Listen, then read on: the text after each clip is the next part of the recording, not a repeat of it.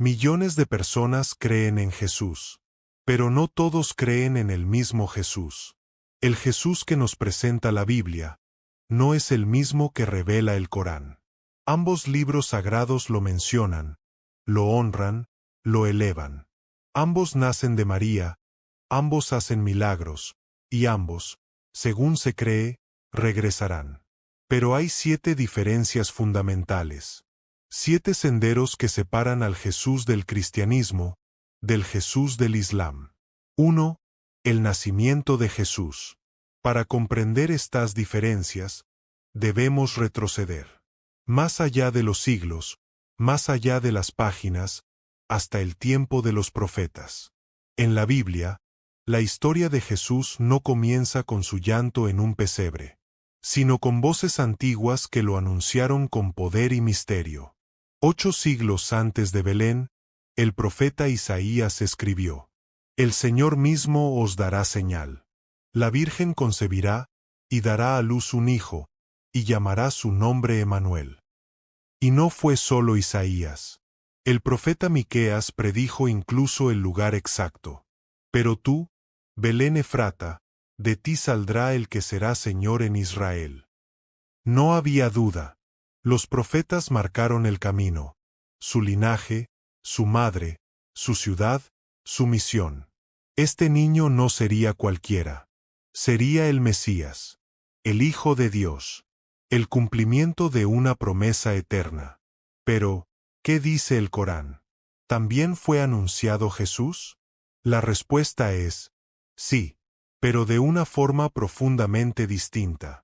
En el Islam, no hay una cadena profética que teje el nacimiento de Jesús a lo largo de siglos. En cambio, hay un anuncio directo, celestial. Un momento suspendido en lo eterno. En la Sura 3, el Corán declara: Cuando los ángeles dijeron: Oh María, Dios te anuncia una palabra de él. Su nombre será el Mesías, Jesús, hijo de María, distinguido en este mundo, y en el más allá, uno de los allegados a Dios. Sí, en ambas escrituras, Él es el Mesías. Pero ese título no significa lo mismo. Para el cristianismo, el Mesías es divino. Es Dios encarnado. Para el Islam, el Mesías es un ungido, un elegido, pero no es Dios. No es el cumplimiento de todas las profecías. Porque para los musulmanes, el sello final de la profecía es Mahoma. Mientras que en la Biblia, todos los caminos de los profetas apuntan hacia Jesús. En el Corán, todos los caminos conducen a la unidad absoluta de Allah. Jesús es un profeta, pero no el destino final. Y sin embargo, ambas tradiciones coinciden en un punto crucial: la anunciación del nacimiento. En el Evangelio de Lucas, capítulo 1, el ángel Gabriel visita a una joven virgen en Nazaret. Y le dice: concebirás en tu vientre, y darás a luz un hijo, y llamarás su nombre Jesús. Él será grande, y será llamado Hijo del Altísimo. Este no es solo un anuncio, es la revelación de un misterio eterno. Dios, haciéndose hombre. El Corán también nos cuenta ese encuentro. En la Sura 19, leemos: y menciona en el libro a María, cuando se apartó a un lugar hacia el oriente. Le enviamos a nuestro espíritu, y se le apareció como un hombre perfecto. Ella dijo: me refugio en el misericordioso contra ti, si es que temes a Dios. Él respondió: solo soy un mensajero de tu Señor, para otorgarte un hijo puro. En ambos relatos, el mensajero celestial es Gabriel, y la mujer es María, virgen, elegida, pura. Pero la interpretación es diferente. En la Biblia, ese niño será llamado Hijo del Altísimo. En el Corán, será un siervo puro de Dios, no divino. Para el Islam, el nacimiento de Jesús fue un milagro. Sí, pero fue un nacimiento humano. Un profeta, no el Hijo de Dios. Para el cristianismo, Ese anuncio fue más que la promesa de un nacimiento. Fue la encarnación. Dios, entrando en la carne, en el tiempo, en la historia. Y entonces llegamos al momento de su nacimiento. ¿Cómo lo narran la Biblia y el Corán? La Biblia nos lleva a una noche oscura en Belén. María, agotada por el viaje, da a luz en un humilde establo, rodeada de animales, de José, de la pobreza más profunda. Y el cielo no guardó silencio. Los ángeles llenaron los campos. Y los pastores fueron los primeros testigos. Hoy ha nacido en la ciudad de David un Salvador, que es Cristo el Señor. Ese nacimiento no fue solo un evento histórico. Fue el Verbo, hecho carne. La eternidad, entrando en la fragilidad humana. El Corán, en cambio, nos muestra otra escena. Jesús no nace en Belén. No hay establo, ni animales, ni José. Solo María, sola, bajo una palmera, en total aislamiento. Un nacimiento entre el cielo y la tierra. Sin testigos, sin alabanza, sin villancicos. Y entonces, concibió, y se retiró con él a un lugar lejano. Silencio, soledad, dolor. Los dolores de parto la guiaron hasta el tronco áspero de una palmera. Y allí, vencida por el sufrimiento, María susurró desde lo más hondo de su alma. Ojalá hubiera muerto antes de esto, y hubiera sido algo olvidado, completamente olvidado. En el Corán, María está sola.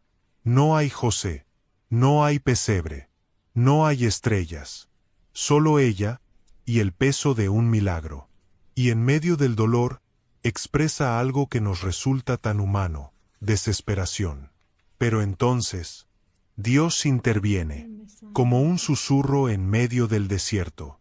Una voz la llama, desde dentro de sí misma. No te entristezcas. Tu Señor ha puesto un arroyo a tus pies.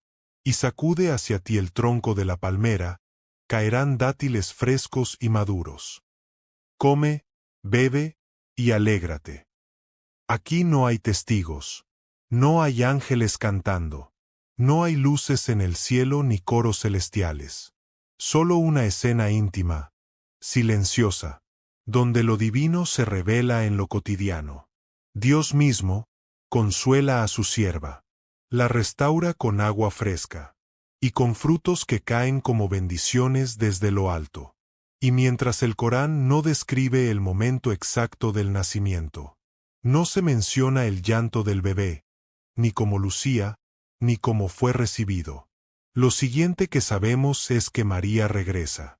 Vuelve al pueblo, con un niño en brazos. Y entonces, ocurre algo extraordinario. Algo que la Biblia no menciona, pero que en el Corán se convierte en testimonio. El pueblo la mira, la juzga, la acusa.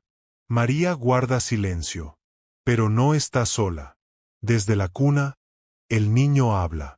Yo soy el siervo de Alá. Me ha dado el libro, y me ha hecho profeta. Un recién nacido, hablando con autoridad, defendiendo a su madre, proclamando su misión.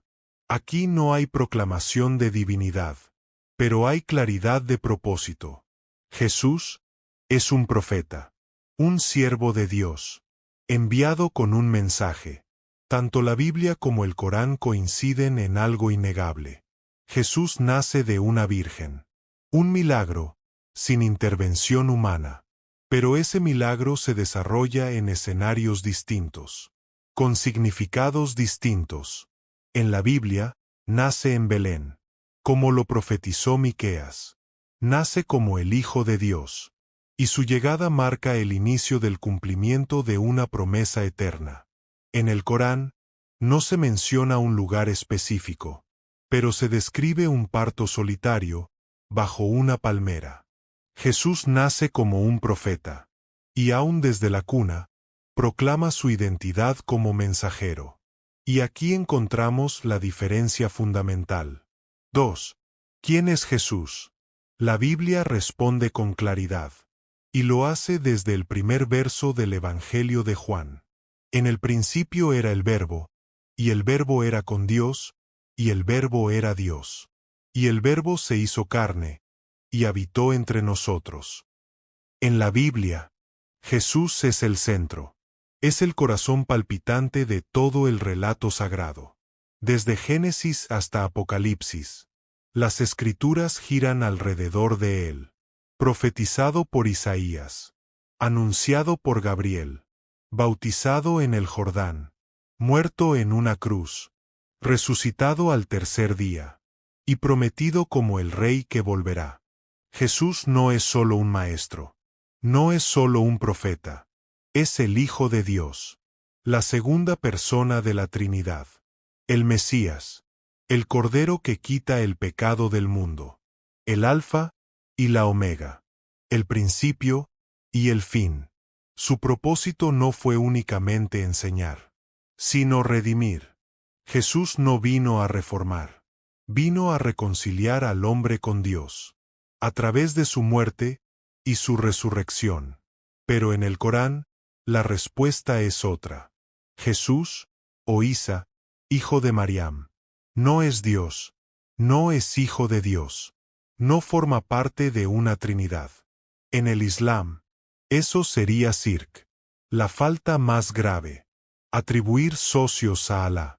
En el Corán, Isa es uno de los más grandes profetas, nacido de forma milagrosa, puro desde el vientre. Sí, formado por Dios sin intervención humana, pero no es su hijo, ni parte de él. Es indigno de Alá tener un hijo. Glorificado sea él. Isa es mensajero, una señal, el Mesías, pero no Dios. Fue enviado a los hijos de Israel, con el Injil, el Evangelio original, para confirmar la Torá, y anunciar la llegada de otro profeta, Mahoma. En la Biblia, Jesús perdona pecados, camina sobre el agua, recibe adoración, y dice, el que me ha visto a mí, ha visto al Padre. En el Corán, Jesús habla desde la cuna, cura a los enfermos, resucita a los muertos, pero todo esto, por permiso de Dios, nunca por su propio poder. Y así, nos adentramos en la siguiente dimensión de su historia. 3. Milagros y ministerio de Jesús. Aquí entramos en uno de los aspectos más fascinantes, más luminosos, más poderosos, de la figura de Jesús, sus milagros y su ministerio. Es un terreno donde el cristianismo y el islam coinciden, y al mismo tiempo, se separan. Ambas escrituras afirman que Jesús, o Isa, realizó milagros extraordinarios. Sanó a los enfermos, resucitó a los muertos, obró señales que rompieron las leyes de la naturaleza. Pero los motivos y los significados detrás de esos actos no son los mismos. Pero aunque los actos parecen similares, la fuente, el significado y el propósito de esos milagros son profundamente distintos en cada tradición. En la Biblia, los evangelios relatan un ministerio que sacudió los cimientos del mundo. 3 años, solo 3. Pero bastaron para dejar una huella que el tiempo no ha logrado borrar. Un hombre caminando entre nosotros, cuyas palabras tocaban el alma, y cuyos milagros desafiaban las leyes del universo. Jesús no vino solo a hablar, vino a actuar, con una autoridad que no pedía permiso. Sanó a los ciegos, limpió a los leprosos, multiplicó panes y peces para alimentar multitudes. Calmó tormentas con una sola palabra. Caminó sobre el agua. Y resucitó a los muertos. Uno de los momentos más asombrosos es la historia de Lázaro. El Evangelio dice, Jesús, profundamente conmovido, clamó a gran voz, Lázaro, ven fuera. Y el que había muerto, salió. ¿Quién puede llamar a un cadáver y hacerlo caminar? Para el cristiano, estos milagros no son simples señales. Son manifestaciones vivas de que Jesús es Dios encarnado. Jesús no actúa con poder prestado. Él ordena, y la naturaleza obedece. Perdona pecados. Resucita por su propio poder. Y proclama un reino que no es de este mundo. Su ministerio fue una revolución espiritual. Y por eso lo amaron, y por eso lo odiaron. Pero ahora, escuchemos al Corán. En el Islam, Jesús, o Isa, también realiza milagros. Muchos coinciden con los que narra la Biblia. Pero hay una diferencia crucial. Una verdad repetida como un eco constante. Cada milagro ocurre con el permiso de Alá. Una frase que se repite como un latido, dejando claro que Isa no actúa por cuenta propia, sino como un profeta completamente obediente a la voluntad de Dios. En la Sura 3, leemos: He venido a vosotros con una señal de vuestro Señor. Moldearé del barro algo con forma de ave. Soplaré en ella, y será un ave. Con el permiso de Dios. En el Corán, cada milagro que realiza Jesús es precedido o seguido por esa fórmula esencial. Con el permiso de Alá. Entre sus actos se cuentan: sanar a los ciegos, limpiar a los leprosos, resucitar a los muertos, y también dos prodigios que no aparecen en la Biblia: hablar desde la cuna, y dar vida a un ave de barro con su aliento. Milagros, sí, pero no pruebas de divinidad, sino señales de que Isa fue un profeta especial. Pero no Dios. Incluso hablar desde la cuna, milagro ausente en los evangelios, es central en el relato coránico. Yo soy el siervo de Alá. Me ha dado el libro, y me ha hecho profeta. Estos actos revelan su pureza, su misión, su cercanía a Dios, pero no lo colocan en el trono de la divinidad. Al contrario, el Corán es claro. Atribuir divinidad a Jesús es blasfemia. La falta más grave en el Islam. Para el Islam, el ministerio de Jesús confirma la Torá y anuncia la llegada de un nuevo profeta, Mahoma. Isa fue un profeta obediente, con poder prestado, parte de un plan profético mayor. En cambio, en la Biblia, el ministerio de Jesús es un camino recto, hacia la cruz. Su vida no fue solo enseñanza, fue preparación para el sacrificio. Jesús sabía que había venido para morir, para entregar su vida por los pecados del mundo. Pero, en el Islam, Jesús no murió en la cruz. Por tanto, su ministerio no es redentor, ni escatológico. No hay salvación a través de su sacrificio. Y entonces nos encontramos con una de las diferencias más profundas. La más radical. 4. La muerte de Jesús. Para el cristianismo, la muerte de Jesús es el acto central de redención. No fue un accidente. Fue el cumplimiento de un plan eterno, forjado antes de la creación del mundo. Los evangelios detallan ese momento con precisión. Jesús fue arrestado, juzgado injustamente, flagelado y crucificado bajo el gobierno del procurador romano, Poncio Pilato. Esta muerte no lo tomó por sorpresa. Él mismo la anunció, una y otra vez. Es necesario que el Hijo del Hombre padezca mucho, y que sea muerto, y resucite al tercer día. Jesús lo sabía. Sabía que su misión incluía el sufrimiento y una muerte voluntaria. El relato bíblico comienza con la traición. Judas Iscariote, uno de los suyos, lo entrega por 30 piezas de plata. Jesús es llevado ante el Sanedrín. Allí es acusado de blasfemia, por declararse el Hijo de Dios.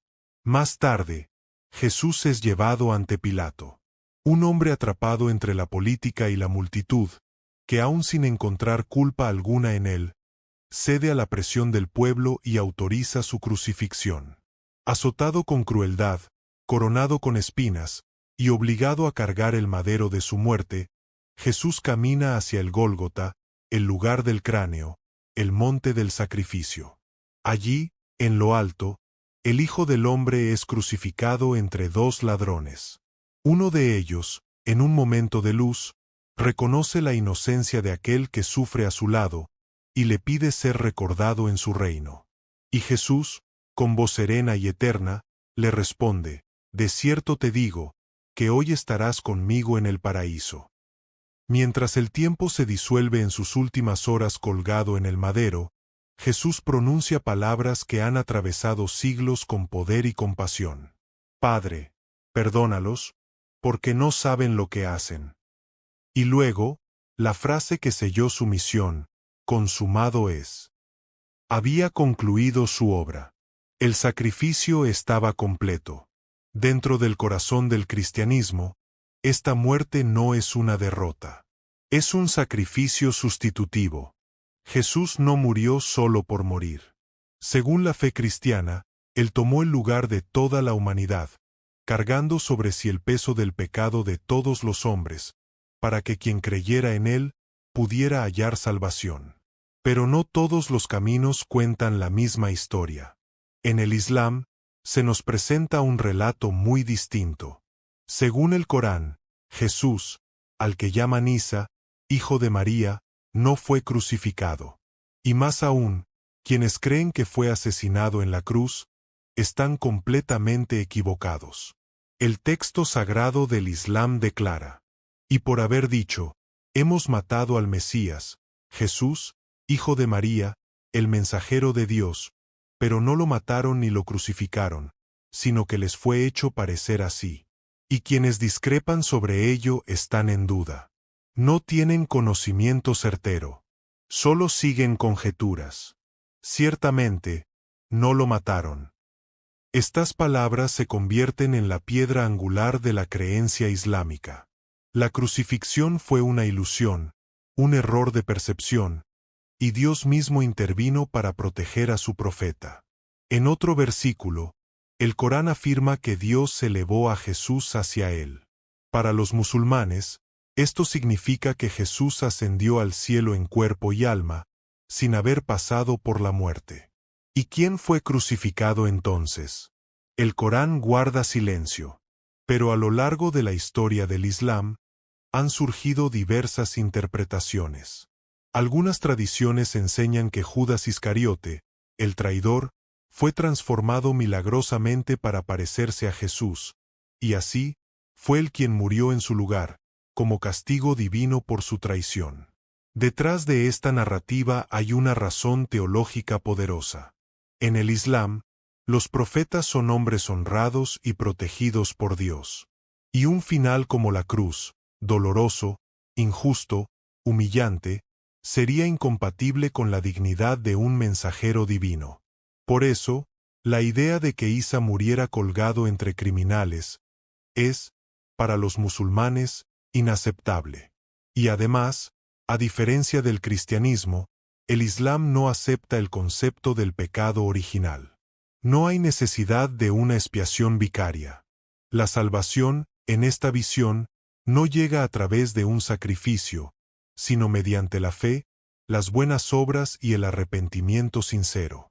Por eso, para millones de musulmanes, Jesús no murió, fue salvado. Y la cruz, solo una sombra malinterpretada. Entonces, si Jesús no murió, ¿resucitó? 5. La resurrección. Para los cristianos, la resurrección de Jesús no es solo un acontecimiento, es el corazón palpitante de toda su fe. Porque, según las Escrituras, Jesús no quedó en la tumba. Al tercer día, resucitó con poder, rompiendo las cadenas de la muerte, venciendo al pecado, y reclamando la victoria sobre el sepulcro. Este momento es más que un milagro. Es la confirmación de su divinidad. Y para los que creen, es la promesa de que la vida eterna es real. Que la muerte ya no tiene la última palabra. Los 4 evangelios dan testimonio de ese amanecer. Muy temprano, En el primer día de la semana, María Magdalena y otras mujeres van al sepulcro, pero encuentran la piedra removida, el cuerpo ausente, y un ángel les dice: «No temáis vosotras, porque yo sé que buscáis a Jesús, el que fue crucificado. No está aquí, pues ha resucitado». Llenas de asombro, las mujeres corren a anunciar la noticia. Y poco después, Jesús mismo se aparece, vivo, transformado, eterno. Así, dos caminos, dos visiones del mismo hombre. Una cruz que, para unos, es el lugar del sacrificio, y para otros, solo un espejismo. Pero en ambas historias, Jesús sigue siendo luz. Primero se apareció a María Magdalena, luego a los discípulos, y más adelante, a más de 500 almas. La resurrección de Jesús no fue una metáfora, no fue una experiencia interior, fue real, física, tangible. El Hijo del Hombre mostró sus heridas, comió con los suyos, y le permitió a Tomás tocar sus manos y su costado, para que la duda se disipara como niebla al amanecer. Pon aquí tu dedo y mira mis manos, y acerca tu mano, y métela en mi costado. No seas incrédulo, sino creyente. En el corazón del cristianismo, esta victoria sobre la muerte no es solo un momento, es el fundamento mismo.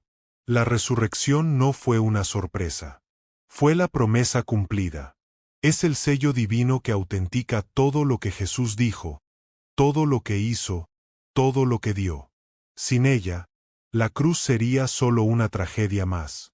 Pero con ella, se transforma en el puente hacia la vida eterna. Durante 40 días, el Cristo resucitado caminó con sus discípulos. Les enseñó, les preparó, sembró en ellos la semilla de una misión que alcanzaría los confines de la tierra. Y luego ascendió, no como un mártir vencido, sino como un rey glorificado. Desde aquel momento, los cristianos no solo creen que Jesús vive, creen que reina, que intercede por los suyos, y que un día volverá para juzgar a vivos y muertos. Pero en el Islam, la historia toma otro rumbo. No hay muerte, no hay tumba, y por tanto, no hay resurrección.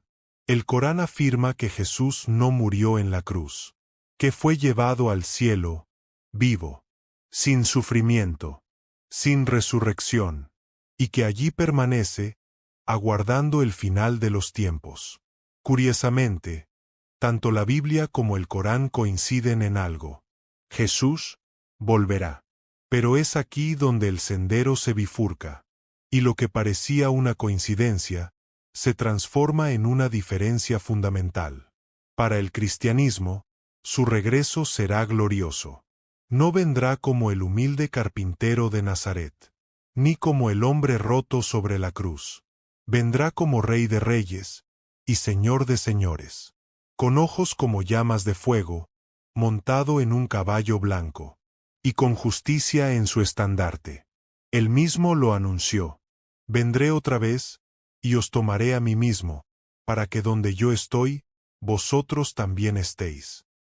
No será secreto, no será simbólico. Todo ojo lo verá, toda rodilla se doblará. Así lo dice el Apocalipsis. Vi el cielo abierto, y he aquí un caballo blanco, y el que lo montaba se llamaba Fiel y Verdadero. Sus ojos eran como llama de fuego, y en su vestidura y en su muslo tenía escrito este nombre: Rey de reyes y Señor de señores. Ese mismo Jesús, que fue escupido, burlado y crucificado, volverá, montado en poder celestial, acompañado por los ejércitos del cielo. Ya no vendrá a ser juzgado, sino a juzgar. Ya no vendrá a ser rechazado, sino a reinar. Su regreso marcará el fin del tiempo y el comienzo de la eternidad. Los muertos resucitarán, los libros serán abiertos, y cada alma será confrontada con la verdad. Jesús no vendrá solo a destruir el mal, vendrá a establecer un reino eterno, un reino de justicia, paz y gloria, donde no habrá más muerte, ni llanto, ni dolor. Un nuevo cielo y una nueva tierra, donde Él reinará por los siglos de los siglos. Pero en el Islam, el retorno de Jesús no es el de un Salvador, no es el del Hijo de Dios, no es el del crucificado, es el del profeta que nunca murió, el siervo de Alá, el que volverá no como centro, sino como testigo. Según los hadices del profeta Mahoma, Jesús regresará en los últimos días, romperá la cruz, desmentirá su divinidad, y matará al Dayal, el falso Mesías que engañará a millones, no como Salvador, sino como seguidor del Corán. El Corán lo insinúa con estas palabras: no hay ninguno de la gente del libro que no crea en él antes de su muerte, y el día del juicio, él será testigo contra ellos. Estas palabras han sido interpretadas por sabios musulmanes durante siglos, como una profecía de su descenso final. Y en los hadices, la escena cobra forma. En tiempos de caos, de guerra, de confusión, cuando el Dayal siembre el engaño sobre la tierra, Jesús descenderá del cielo, cerca de una mezquita blanca, en Damasco, con vestiduras ligeras, y con un aliento que destruirá al impostor con solo mirarlo. Jesús romperá la cruz, ese símbolo que el Islam no abraza. Derribará su figura, y también al cerdo, imagen de lo prohibido. Abolirá el tributo religioso, porque ya no será necesario. El Islam, y solo el Islam, será la única fe sobre la faz de la tierra. Y él, el Hijo de María, volverá, no como rey glorificado, sino como siervo obediente. Orará como musulmán, vivirá como musulmán, y gobernará con justicia, no como un Dios encarnado, sino como un hombre rendido ante la voluntad de Allah. Y cuando su misión se cumpla, Jesús morirá. Morirá como mueren todos los hombres. Será sepultado, y así se cerrará, con reverencia, el ciclo de su paso por esta tierra. Para el Islam, la segunda venida de Isa no es la consumación de una redención, sino la corrección de un error. Un error antiguo, profundo, el de haberlo adorado, el de haberlo llamado Hijo de Dios, de haber edificado una fe sobre su divinidad. Él no vendrá a fundar una nueva religión, vendrá a confirmar que el Islam es la única verdad. Predicará, orará, y cuando el tiempo lo dicte, morirá como cualquier otro ser humano. Será enterrado, y esperará el día del juicio, como todos los hijos de Adán. Dos profecías, un mismo regreso, dos misiones completamente opuestas. En el cristianismo, Jesús regresa para reinar con gloria, resucitar a los muertos, derrotar al mal, y establecer un reino eterno. Pero en el Islam, Jesús regresa para someterse, para negar su divinidad, para confirmar el Corán, y, finalmente, morir. Y sin embargo, existe una conexión más profunda, una línea invisible que une las escrituras del Evangelio y el Corán. Una figura misteriosa, el número 7, el Espíritu Santo. Según la Biblia, Jesús prometió que no dejaría a sus discípulos solos. Alguien vendría después de él, un consolador, un espíritu de verdad, un ayudador.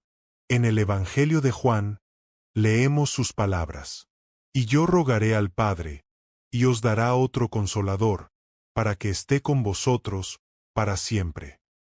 Pero cuando venga el consolador, él dará testimonio de mí. Para el cristianismo, este consolador es el Espíritu Santo, Dios mismo, en forma espiritual, la tercera persona de la Trinidad. Y esa promesa, dicen, se cumplió en Pentecostés. El fuego descendió, y con él, poder, coraje, y una nueva dimensión de fe. El Espíritu de Dios pasó a habitar en los corazones, a consolar, a guiar, a capacitar para vivir como Cristo. Pero en el Islam, ese pasaje sagrado tiene otro sentido. La palabra griega original, parakletos, fue, según algunos estudiosos musulmanes, malinterpretada. Ellos aseguran que lo que Jesús dijo no fue parakletos, sino periclutos, el alabado. Y en árabe, el alabado es Ahmad, otro nombre de Muhammad.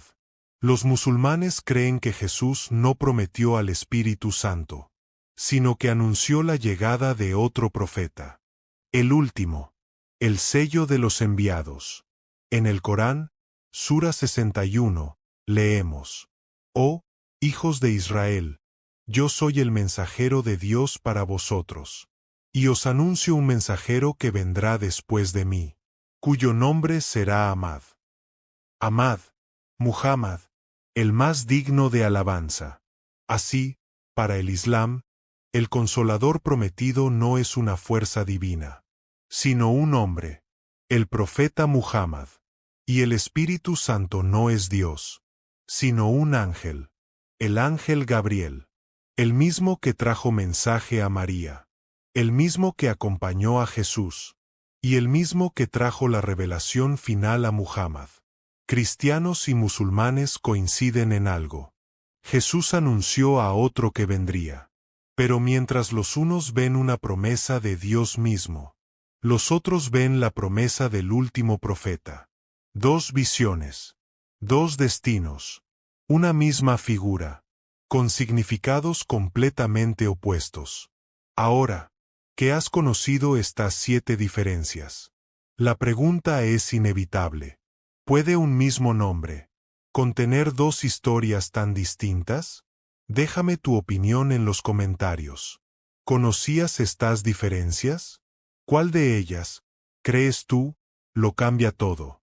¿Cómo es posible que 2 religiones tan diferentes coincidan y se contradigan tanto? Para comprender un poco más aún sobre las diferencias de estas 2 religiones, a continuación, les contaré las 7 diferencias más impactantes entre el cristianismo y el Islam. Espero que este mensaje llegue a sus corazones y abra más sus mentes. Recuerda suscribirte y comentar para seguir de cerca la palabra y la voz de Dios.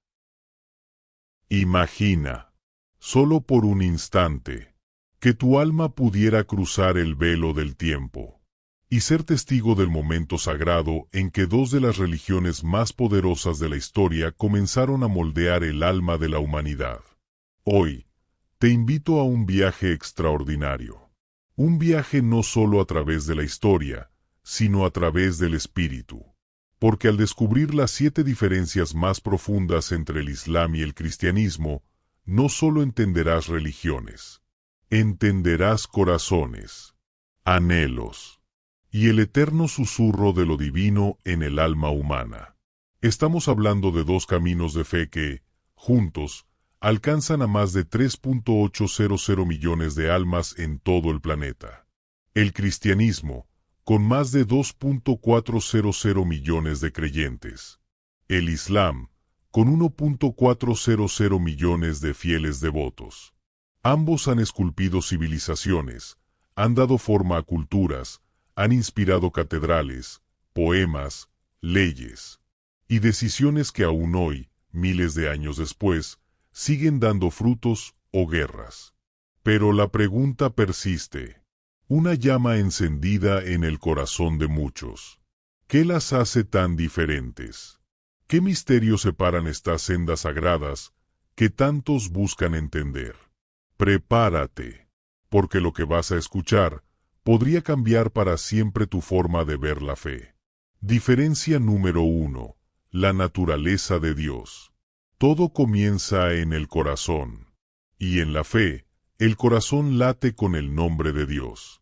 Aquí, en esta primera diferencia, nos encontramos con un misterio antiguo y profundo.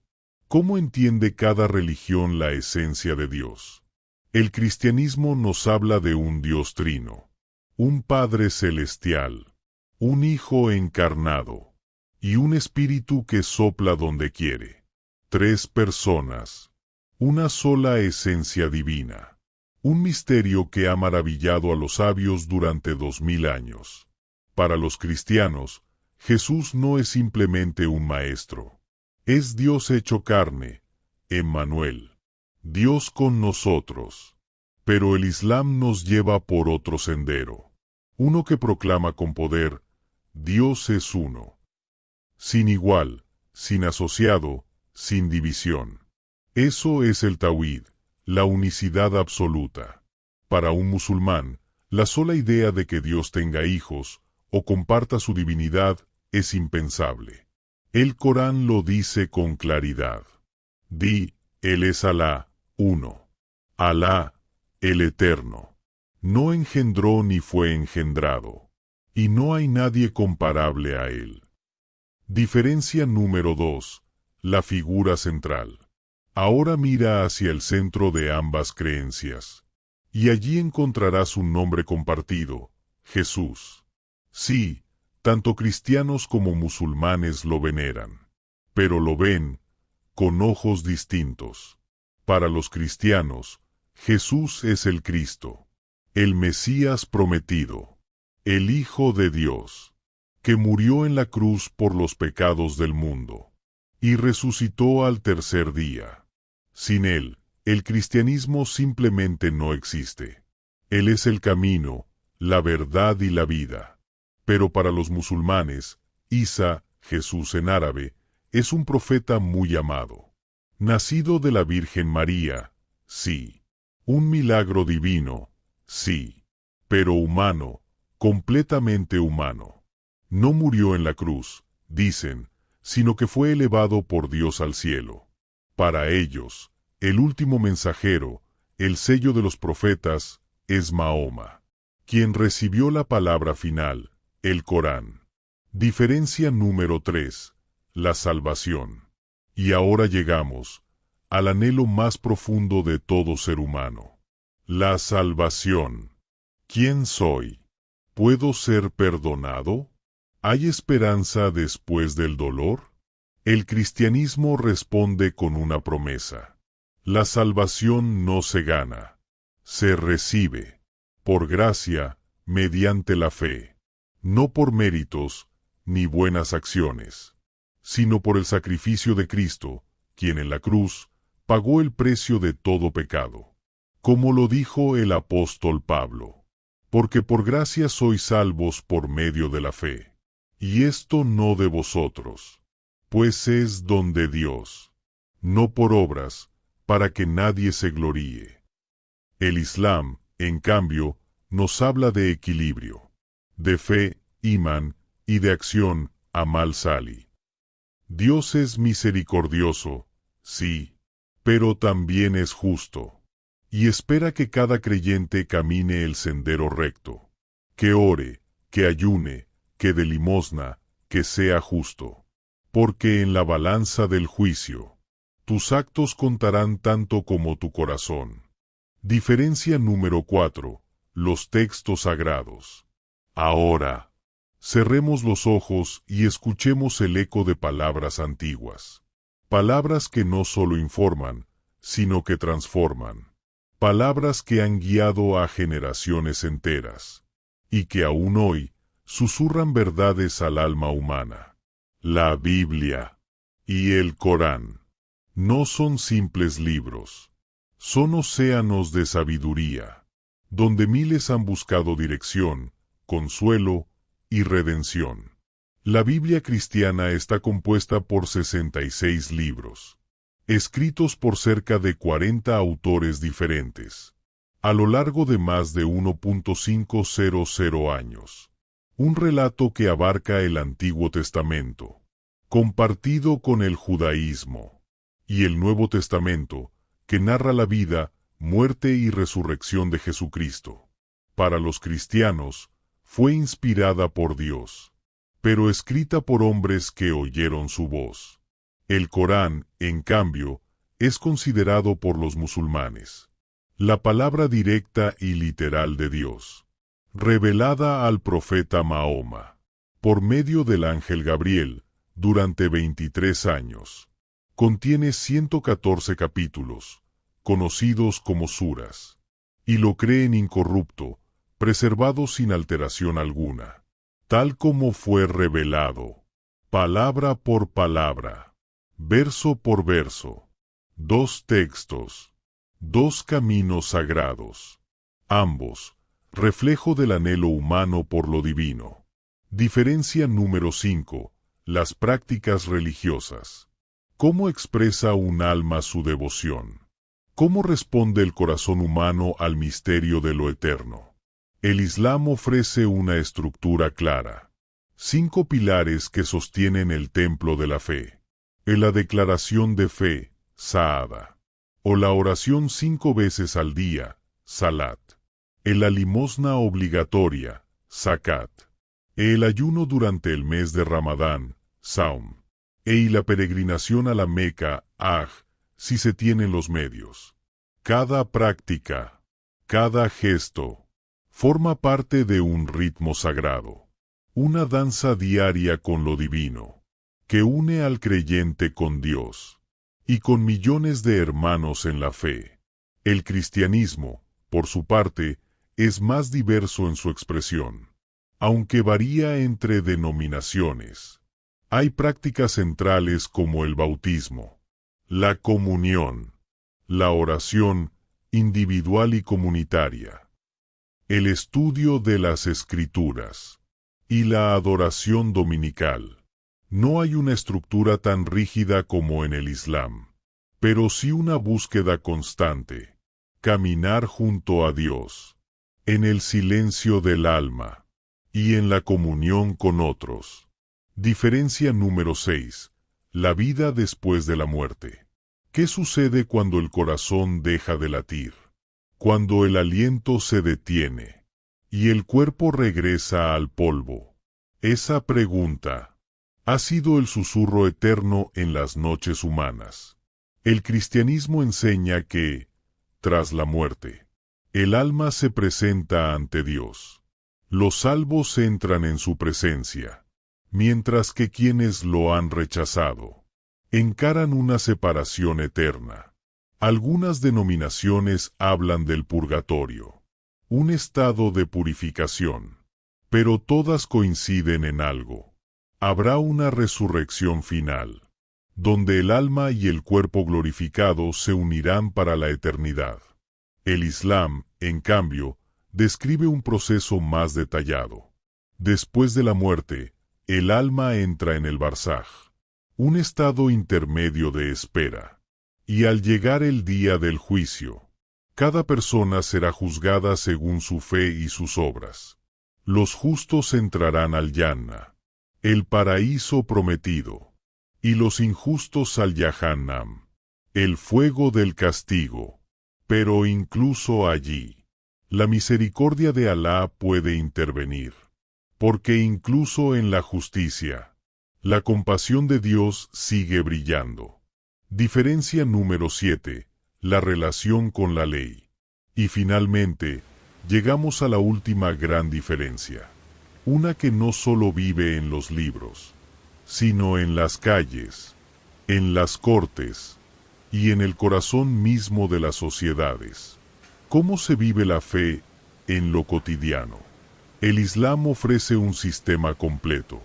La Sharia, no solo un conjunto de leyes religiosas, sino una guía para la vida entera, desde la adoración hasta el comercio, desde la vida familiar hasta la justicia penal.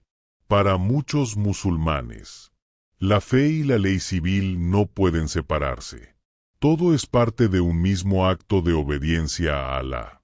El cristianismo, por el contrario, ha desarrollado, especialmente desde las palabras de Jesús: dad al César lo que es del César, y a Dios lo que es de Dios.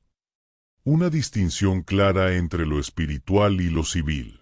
Aunque la moral cristiana influye en la vida pública, la mayoría de las tradiciones cristianas no buscan establecer teocracias. La fe se vive desde el interior, y desde allí transforma el mundo. Conclusión. En la historia de Dios, aprendimos que, aunque las sendas sean muchas, la búsqueda siempre es una. Hoy, tú y yo hemos caminado por los senderos del Islam y el cristianismo. 7 diferencias que, en realidad, revelan una verdad más profunda.